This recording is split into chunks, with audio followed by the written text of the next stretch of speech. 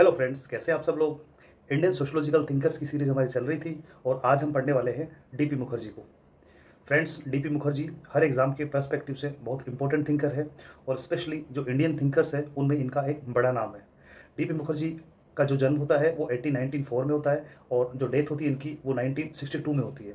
भारतीय समाज के विश्लेषण में मार्क्सवादी जो परिप्रेक्ष्य है उसका प्रयोग करते हुए मुखर्जी ने द्वंद्ववाद के आधार पर, जिस तरह से कार्ल मार्क्स ने द्वंद्वात्मक का प्रयोग किया था, कार्ल मार्क्स ने द्वंद्वात्मक का प्रयोग ऐतिहासिक जो भौतिकवाद है उसमें किया था और इन्होंने इसका प्रयोग करते हुए भारतीय समाज को समझाया, इस बताया कि भारतीय समाज में किस तरह से जो द्वंद्वात्मक से जो हमारा समाज है उसमें परिवर्तन आया है।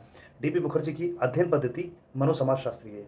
ये एग्जाम में अक्सर पूछा जाता है कि डीपी मुखर्जी की जो अध्ययन पद्धति है वो क्या है, तो उसका जो आंसर होगा वो होगा मनो समाजशास्त्री है। ये स्वयं को मार्क्सोलॉजिस्ट कहलवाना पसंद करते थे। ये मार्क्स के फॉलोअर थे और मार्क्स की जो आइडियोलॉजी थी उसी को फॉलो करते थे, इसलिए इनको मार्क्सोलॉजिस्ट लोग कहा करते थे। ये भी एग्जाम में पूछे जाने वाला पॉइंट है, ये भी याद रखिएगा।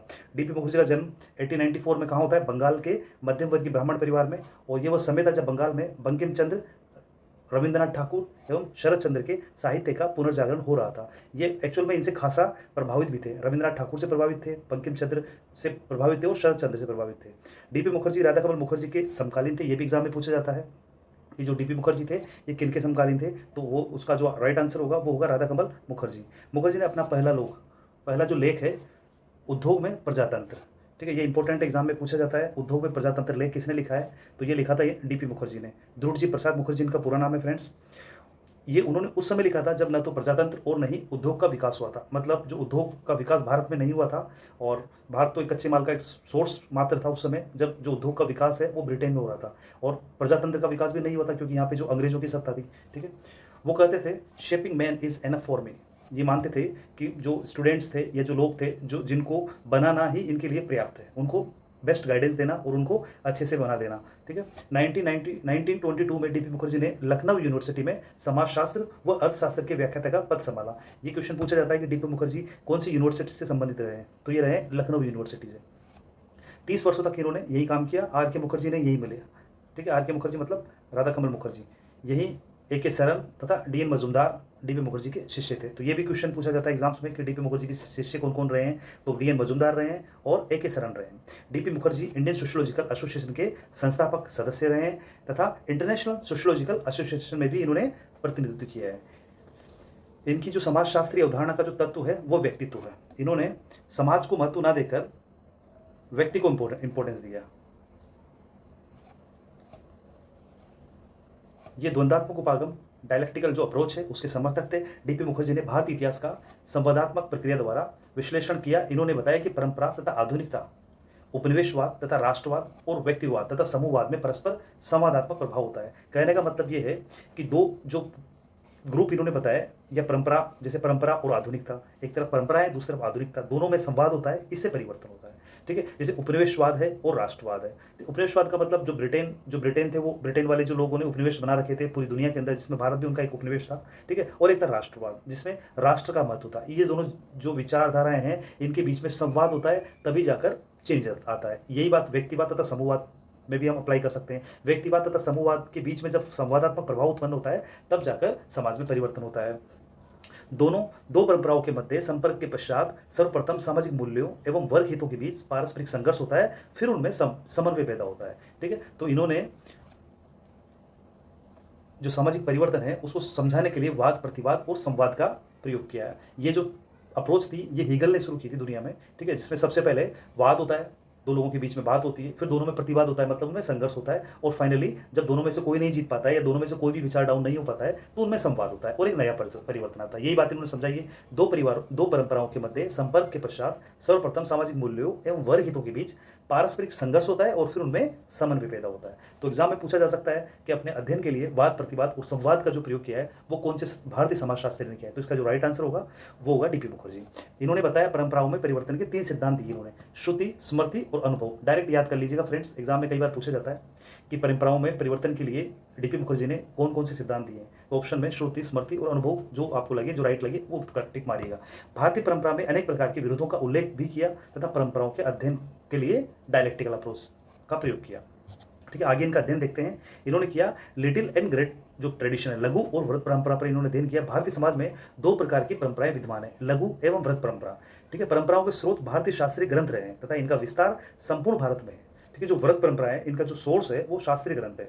इनका विस्तार कहाँ है? पूरे भारत में इनका विस्तार है, मतलब कश्मीर से लेकर कन्याकुमारी तक या जो पूर्व से लेकर पश्चिम तक जो पूरा एरिया है वो इन जो ग्रंथ है उनके आधार पर ही परंपराओं का निर्माण करता है। ठीक है, तो वो है व्रत परंपराएं। और लघु परंपराएं कौन सी होगी? लघु परंपराएं होगी अलिखित होगी, सीमित क्षेत्र में होगी, जैसे कोई गांव है, ठीक है, राजस्थान में कुछ और परंपरा है, अलिखित है, ठीक है, और यही परंपरा अगर बंगाल में जाते हैं तो वो नहीं मिलेगी, वो कुछ और मिलेगी, केरला में कुछ और मिलेगी। तो वो क्या है? वो लघु परंपरा है। इनके स्रोत क्या है? संस्कृत साहित्य में नहीं है। मुखर्जी कहते हैं इन दोनों परंपराओं के मध्य संघर्ष पाया जाता है जिसमें लघु परंपराएं जन्म लेती है। भारत की ब्राह्मण परंपराओं के विरोध स्वरूप नानक, रामदेव, तुकाराम, कबीर आदि ने सुधारात्मक जो संप्रदाय थे वो चलाए।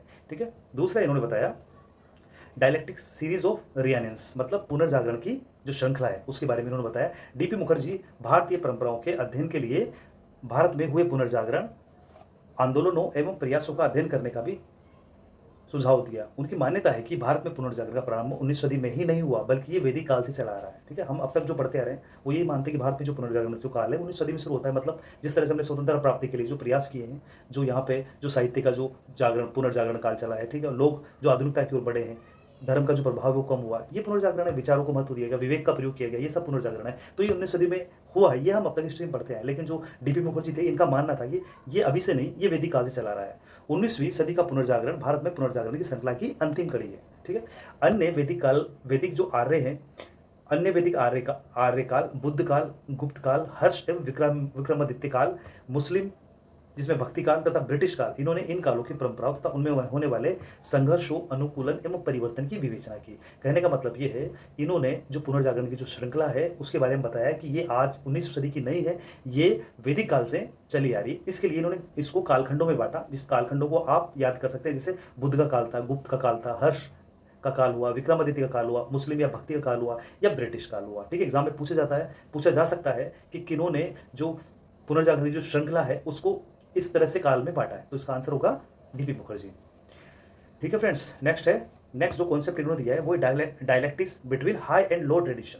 ठीक है, टर्नर ने परंपराओं को उच्च एवं निम्न में विभक्त किया। मुखर्जी कहते हैं ये दोनों परंपराएं भी द्वंद से गुजरती है। जो टर्नर ने परंपराओं को उच्च और निम्न में जो विभक्त किया था उसका विश्लेषण या उसका जो इंटरप्रिटेशन दिया है वो डीपी मुखर्जी ने दिया। उन्होंने बताया कि उच्च परंपराएं परिवर्तन के दौरान नीचे धरातल में जाती है तथा निम्न परंपराएं उच्च शिखर की ओर अग्रसर होती है। इस प्रकार से समाज में परंपराओं का आरोहण एवं अवरोहण का क्रम चलता रहता है। एग्जाम में पूछा जा सकता है कि परंपराओं का आरोहण और अवरोहण का जो कॉन्सेप्ट है ये किन्होंने दिया है, तो इसका भी जो आंसर होगा वो डीपी मुखर्जी होगा।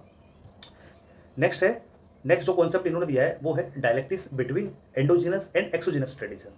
आंतरिक और बाह्य परंपराओं के मध्य संघर्ष भारत में प्राचीन काल से ही है। ठीक है, इन्होंने बताया जो द्वंद्व है वो किनके बीच में, एंडोजिनस और एक्सोजिनस, मतलब आंतरिक परंपराएं और बाह्य परंपराएं। आंतरिक परंपराओं से मतलब जो हमारी परंपरा है, जो हमारे देश की परंपरा है, ठीक है, और बाह्य परंपराएं वो परंपराएं जो यहाँ पे आई है। जैसे ब्रिटिश की बात करें तो अंग्रेजों वाली परंपरा, अंग्रेजों का जो प्रभाव है वो हो गया, या मुगल हो गए, इस तरह से। ठीक है, तो आंतरिक और बाह्य परंपराओं के मध्य संघर्ष भारत में प्राचीन काल से ही है। आक्रमणकारियों के रूप में यहाँ पे शक आए, हुण आए, कुषाण आए, मंगोल आए, मुसलमान आए और अंग्रेज आए। ठीक है, ये समय समय पर आते रहे, जिनकी परंपराएं भारत की मूल परंपराओं से अलग थी। हमारी परंपरा अलग थी और ये लोग जो परंपरा लेकर आए थे वो अलग थी। इन परंपराओं का संघर्ष भारतीय परंपराओं से हुआ। इसके फलस्वरूप भारतीय परंपरा परिवर्तन, अनुकूल एवं समन्वय की प्रक्रिया से गुजरी। मतलब कुछ बातें उनको हमारी परंपराओं से अच्छी लगी और कुछ हमें उनकी अच्छी लगी। एग्जाम्पल के तौर पर हम देखते हैं, जैसे हमारा जो पोशाक था उसमें देखो कितना परिवर्तन आ गया। आज हम जींस पहनते हैं, पैंट पहनते हैं, ठीक है, शर्ट्स पहनते हैं। ये हमारी परंपराएं नहीं थी। इस तरह का पोशाक हमारा जो कल्चर है, भारतीय जो कल्चर है, भारतीय जो परंपरा है, उनमें ये सब नहीं था। ठीक है, नमस्ते करना हमारा कल्चर था, लेकिन अब हम हाथ मिलाते हैं। ठीक है, इसमें कोई अच्छा कोई बुरा कुछ नहीं है, बस दो परंपराओं के बीच में, दो संस्कृतियों के बीच में ये ट्रांस कल्चरेशन है। ठीक है, एक कल्चर दूसरे कल्चर को कुछ देता है, ठीक है, और उससे कुछ लेता भी है। तो ये इस तरह से हमने इनको डीपी मुखर्जी को पढ़ा। और डीपी मुखर्जी की जो इंपॉर्टेंट बुक्स है उनको एक बार देख लेते हैं। एग्जाम में काफ़ी पूछी जाती है। 8 किताबें मैंने लिखी है, इनमें 3-4 जो किताबें हैं वो अक्सर पूछी जाती है, जिनको मैंने रेड लाइन से मार्क भी किया है। एक बार इनको ढंग से देख लेना और इसका स्क्रीनशॉट लेना। एक बार मैं फिर भी इनको बोल देता हूँ। पहली किताब है इनकी basic concept of sociology, modern Indian culture, introduction to Indian music में भी इनका काफ़ी इंटरेस्ट था। प्रॉब्लम ऑफ इंडियन यूथ, काफ़ी इंपॉर्टेंट किताब है फ्रेंड्स, ये किताब पूछी जाती है। व्यू एंड काउंटर व्यूज, काफ़ी एग्जाम्स में पूछी जाती है। और डाइवर्सिटीज़, ठीक है, इसमें इन्होंने भारतीय परंपरा पर पश्चिम का जो प्रभाव था उसको बताया था। ये भी किताब काफ़ी इंपॉर्टेंट है। इस पर मैं तो इस पर 3 स्टार लगाना पसंद करूँगा, क्योंकि एग्जाम में काफ़ी पूछ जाती है, आप इसको जरूर याद कर लेना। पूछते हैं डाइवर्सिटी जो बुक है ये किसने लिखी थी, तो इसका जो आंसर होगा वो होगा डीपी मुखर्जी। ठीक है, अगली बुक है इनकी सोशोलॉजी ऑफ इंडियन कल्चर, 1942 में ये किताब लिखी थी इन्होंने। Indian tradition and social change, ये किताब भी काफ़ी इंपॉर्टेंट है फ्रेंड्स, मैंने इसको रेड मार्क नहीं किया, बट आप इसको भी जरूर याद कर लेना। ठीक है फ्रेंड्स, तो आज की क्लास में इतना ही, नेक्स्ट क्लास में फिर मुलाकात होगी। Thanks friends.